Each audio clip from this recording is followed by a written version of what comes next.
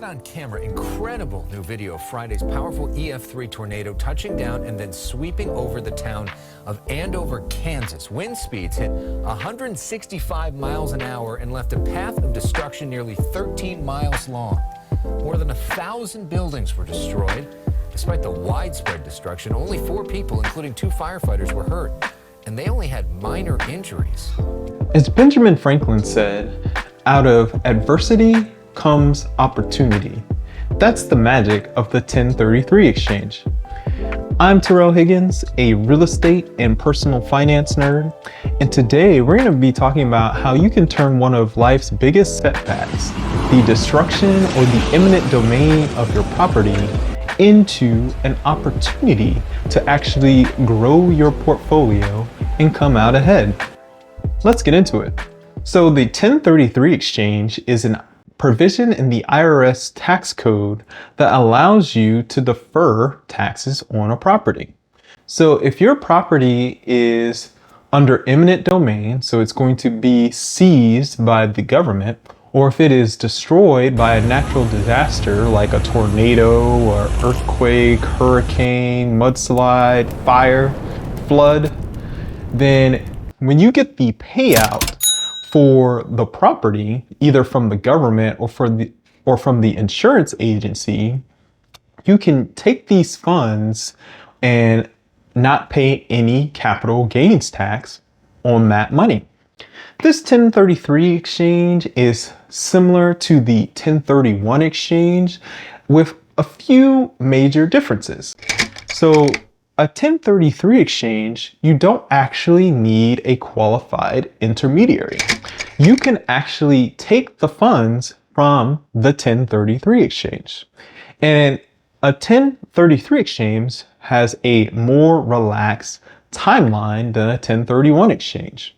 You don't have to identify properties within a certain time frame. You don't actually have to identify any properties. And the time frame in which you have to complete the 1033 exchange is much longer. You have between 2 to 3 years to complete a 1033 exchange. And you can actually file for extensions and take up to 5 years to complete your 1033 exchange. And when you receive the funds from the government, or you receive those funds from the insurance agency, you're actually allowed to invest those funds in the interim. So you can put them in a high interest savings account, or you can put them in a very conservative investment, make money on that money in the meantime while you're trying to find a like for like investment of those funds.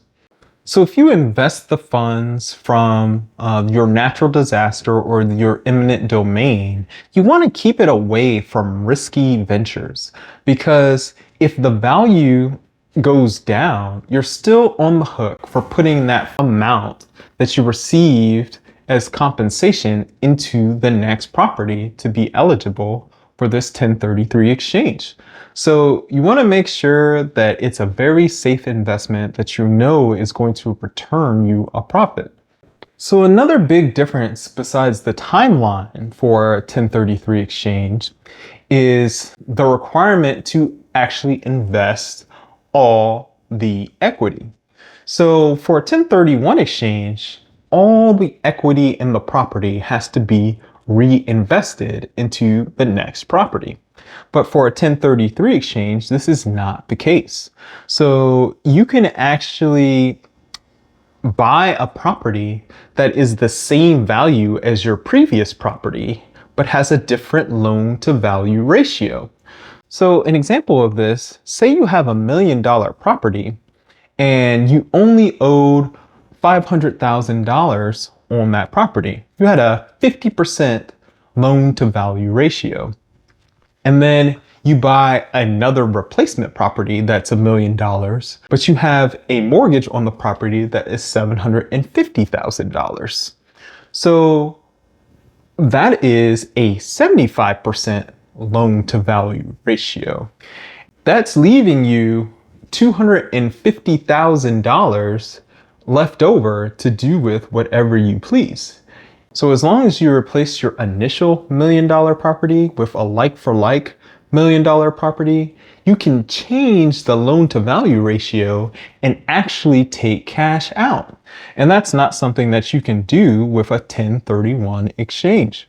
But with this additional flexibility of that 1033 exchange, there comes a constraint. 1033 exchanges have a more stringent like-for-like policy than a 1031 exchange would have. In order for a property to be considered like-for-like, it has to have the same use and purpose. So if you had a large multifamily, you need to take that money and you need to invest it in a large multifamily that is the same value or greater.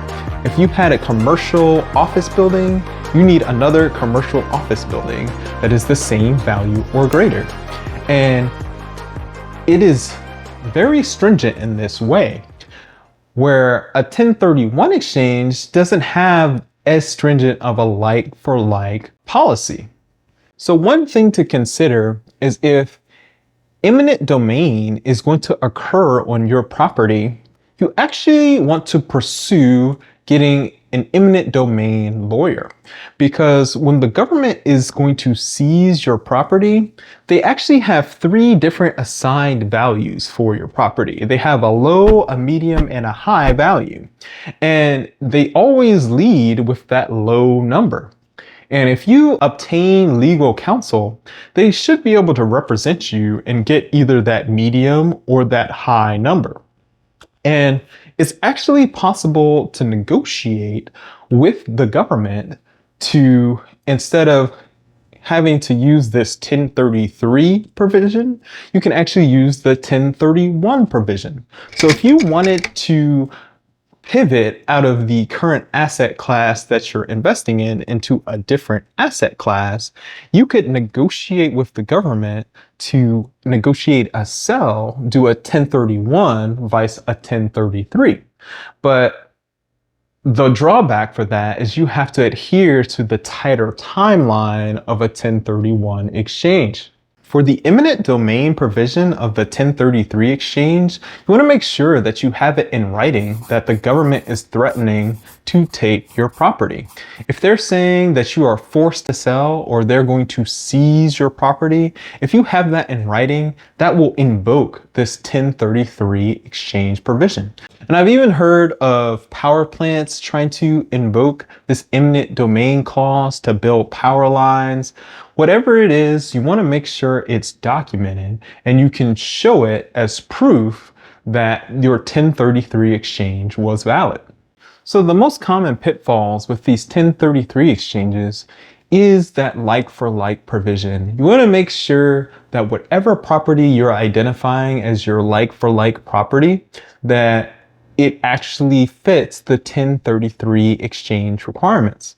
So you can seek counsel from the same companies that do 1031 exchanges. A lot of them are very well versed in these 1033 provisions. And you also want to be working very closely with your tax professional to make sure that you are doing your 1033 exchange correctly. So I had never even heard of this 1033 provision in the IRS tax code until a little while ago. So I wanted to share this with you guys because a lot of people are facing severe weather due to climate change in the US, and it could become a pressing issue where people are faced with loss of their properties due to natural disasters. There was a very strong storm that swept through Houston just a few days ago, did over $1 billion worth of damage. Losing your property isn't the only bad thing that can happen. It's also possible that if you're a short-term rental host, that you can lose the ability to operate your home as a short-term rental. Cities are banning short-term rentals all across the country.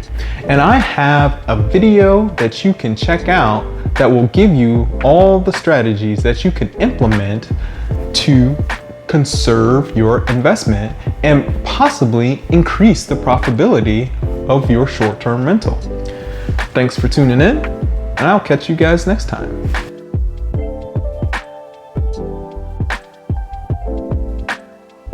you.